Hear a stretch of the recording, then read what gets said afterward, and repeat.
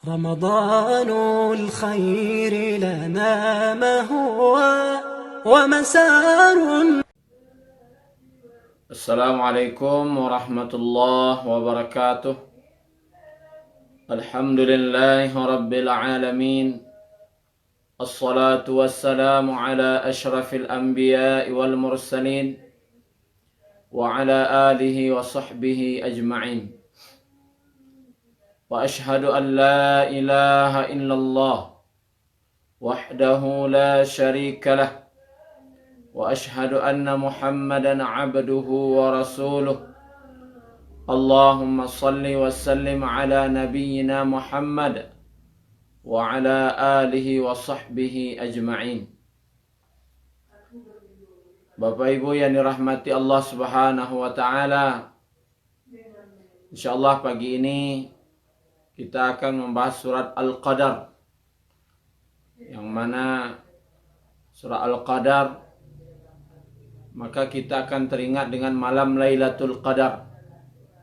Kalau sudah malam Lailatul Qadar, kita akan teringat dengan yaitu i'tikaf 10 malam terakhir untuk mencari dan menggapai malam Lailatul Qadar. Bapak Ibu yang dirahmati Allah Subhanahu wa taala, sebelum kita masuk kepada tafsir surah Al-Qadar, maka kita bahas sedikit dahulu muqaddimah ataupun hal-hal yang berkaitan dengan Lailatul Qadar. Lailatul Qadar telah Allah informasikan kepada kita yaitu di bulan Ramadan. Karena ini berkaitan dengan turunnya Al-Quran, dan bulan turunnya Al-Quran itu adalah di bulan Ramadan. Dalam surah Al-Baqarah ayat 185, Allah Subhanahu wa taala informasikan kepada kita, Syahrul Ramadan alladzi unzila fihi al-Quran. Bulan Ramadan adalah bulan yang mana telah diturunkan Al-Quran. Ini informasi kepada kita, Al-Quran turunnya di bulan Ramadan. Kemudian kapan turunnya di bulan Ramadan? Yaitu di malam Lailatul Qadar. Hanya saja malam Lailatul Qadar atau malam turunnya Al-Quran agak ada sedikit perbedaan pemahaman. Kalau di Asia Tenggara biasanya nuzul Quran itu diperingati 17 Ramadan. Sedangkan di daerah Jazirah Arab umumnya di tanggal 27 Ramadan. Ada yang berpendapat, para ulama menyatakan bahwasanya turunnya Al-Quran itu di 17 Ramadan. Yang menjadi dalil bagi mereka adalah surat Al-Anfal ayat 41. Wa ma anzalna ala abdina yaumal furqan yauma taqal jam'an. Dan apa-apa yang kami turunkan kepada hamba kami, yaitu Nabi Muhammad SAW, dan apa-apa yang diturunkan kepada hamba kami pada hari pemisahan antara kebenaran dan kebatilan, yaitu yaumal taqal jam'an, yaitu pada hari bertemunya dua pasukan, yaitu perang Badar. Perang Badar terjadi 17 Ramadan.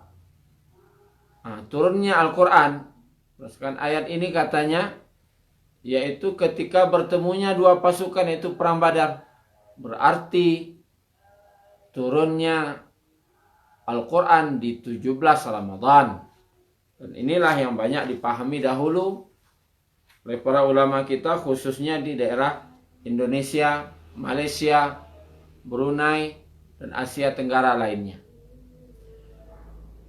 Sedangkan di daerah Arab itu menyatakan bahwasanya turunnya Al-Quran itu di 10 malam terakhir di malam yang ganjil.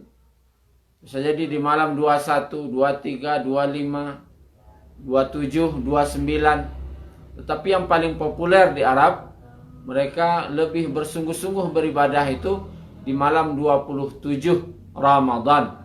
Karena mereka meyakini disitulah tanggal turunnya Al-Quran. Maka Bapak Ibu yang dirahmati Allah Subhanahu wa Ta'ala, jadi terjadi dua pendapat. Yang satu mengatakan 17 Ramadan, yang satu menyatakan di 10 malam terakhir Ramadan.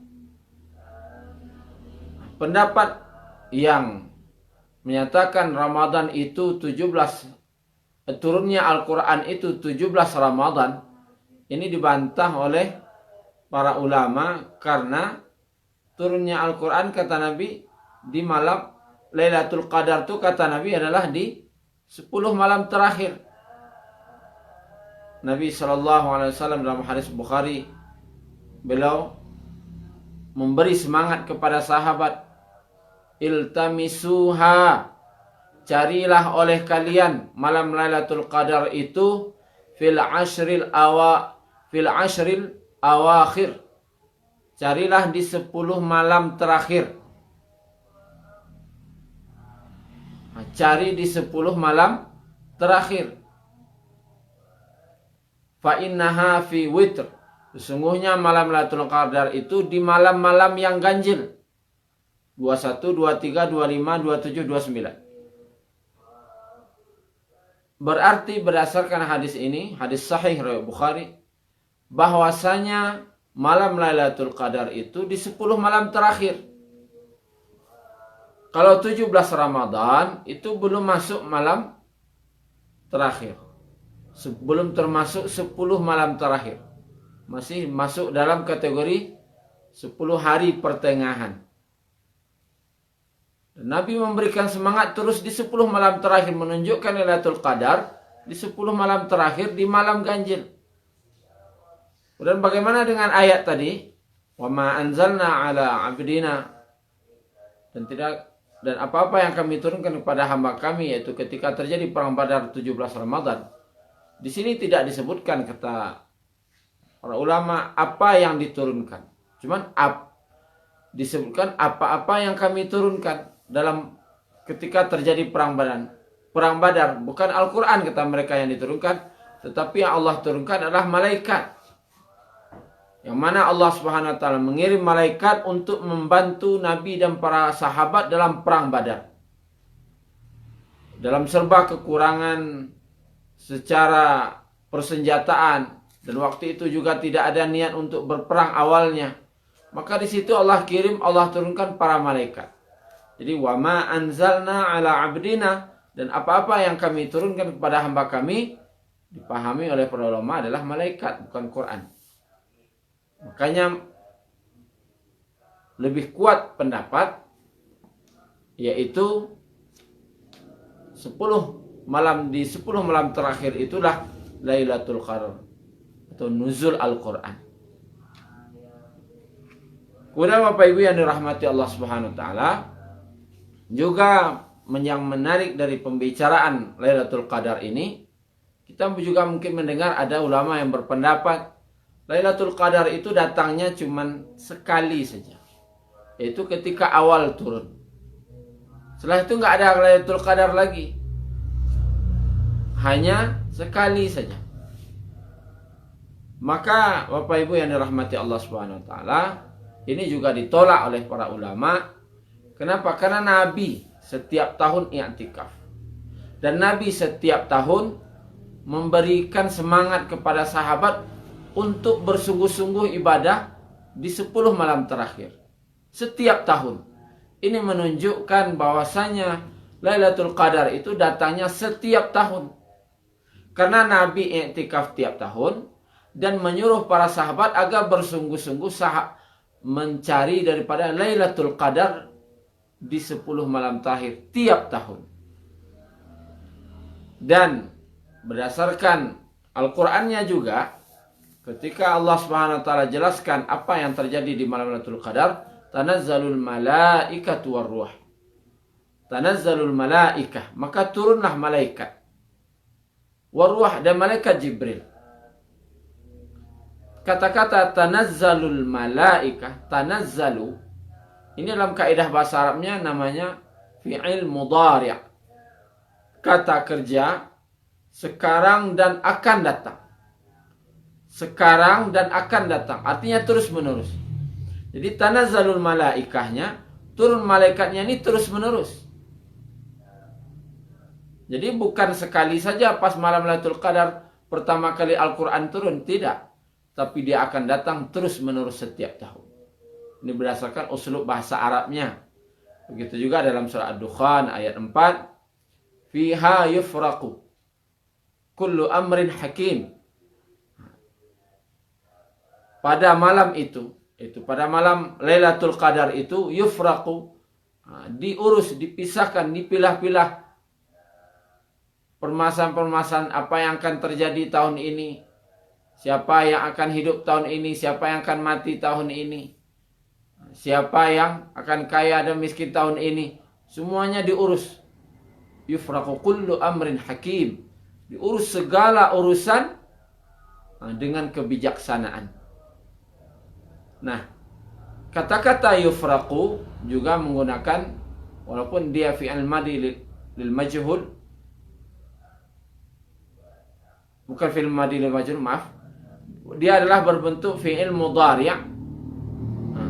Fi'il mudhari' yang mana menunjukkan bahwasanya kerjanya terus menerus. Yufraqu, kerja ini terus menerus. Penentuan takdir manusia, urusannya ini terus menerus setiap tahun.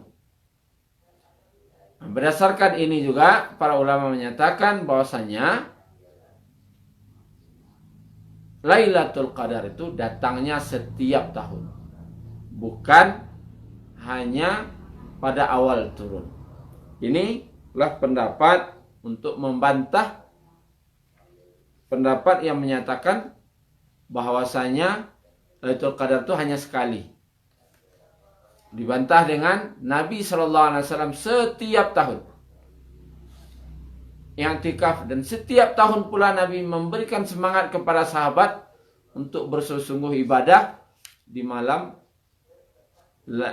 untuk mencari Lailatul Qadar. Maka Bapak Ibu yang dirahmati Allah Subhanahu wa taala,